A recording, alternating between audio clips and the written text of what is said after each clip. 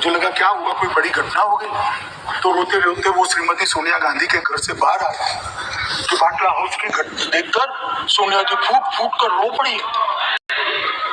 अरे रोना था तो शहीद मोहन शर्मा के लिए रोते, बाटला हाउस के आतंकवादियों के लिए रोना था। और मनोरी हमें पूछते हैं कि आपने क्या किया, कोई अधिकार नहीं है पूछने का।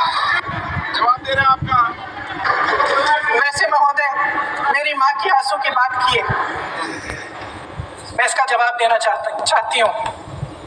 मेरी माँ के आंसू तब गिरे जब उनके पति को आतंकवादियों ने शहीद किया, जब वे मात्र 44 साल की थी। और आज अगर मैं इस सदन में खड़ी हूँ और उन 26 लोगों की बात कर रही हूँ, मैं इसलिए कर रही हूँ क्योंकि मैं उनका दर्द जानती हूँ, महसूस करती हूँ। मगर सवाल ये है कि इन्होंने 5 से 11 के बीच में 27 जघन्य हमले किए, 1000 के करीब लोग मारे गए। आपने क्या किया? क्या किया आपने? जवाब दीजिए, क्या किया? नेहरू ने क्या किया, इंदिरा गांधी ने क्या किया, यहाँ तक कि मेरी माँ के आंसू तक चले गए। लेकिन इस सवाल का जवाब नहीं दिया कि ये सीज फायर हुआ क्यों, ये जंग रुका क्यों, और तब क्यों रुका जब दुश्मन के पास कोई चारा नहीं था हमारे श्रेय में आने के बजाय। क्यों रुका ये जंग, इसका जवाब नहीं दिया। धन्यवाद, आप देंगे? देश के हिस्से में 2014 से 2025 तक एक भी घटना नहीं हुई है। ये नरेंद्र मोदी सरकार है मन। और कश्मीर में भी आज स्थिति ऐसी हुई है, इनको पाकिस्तान से आतंकवादी भेजने पड़ते हैं, कश्मीर में आतंकवादी अब हमारे नहीं बनते। गृह मंत्री महोदय श्री अमित शाह जी के नाक के नीचे पूरा मणिपुर जल गया, दिल्ली में दंगे हुए, पहलगाम में हमला हुआ, और आज भी वे उसी पद पर बैठे हैं। क्यों?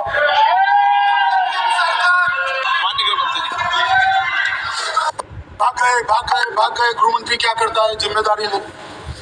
हमारी तो सेना ने ठोक दिया, सीआरपीएफ ने ठोक दिया। अब मेरा तो जवाब बनना ना देता है ना वो मांगना बनता है। मगर मैं इतिहास की बात आप करिए, मैं वर्तमान की बात करना चाहती हूँ। आपको तो एक बहाना चाहिए, पूरे परिवार का नाम गिनवा देते हैं। अरे अपनी जिम्मेदारी खुद लीजिए, 11 सालों के लिए तो सत्ता में आप हैं।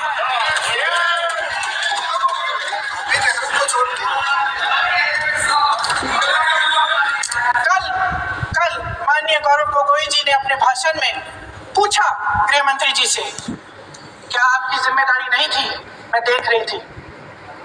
राजनाथ जी, रक्षा मंत्री जी यूं अपना सर हिला रहे थे, कुछ बोले नहीं। अंदर से महसूस हुआ होगा कि यहाँ कुछ जिम्मेदारी थी, लेकिन माननीय गृह मंत्री महोदय जी हंस रहे थे, वे हंस रहे थे।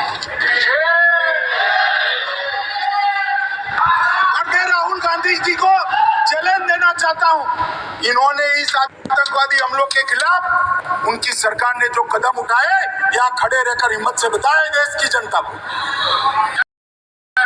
नहीं किया मान्यवर, ये यहाँ से आतंकवादियों की फोटो पाकिस्तान भेजते रहे।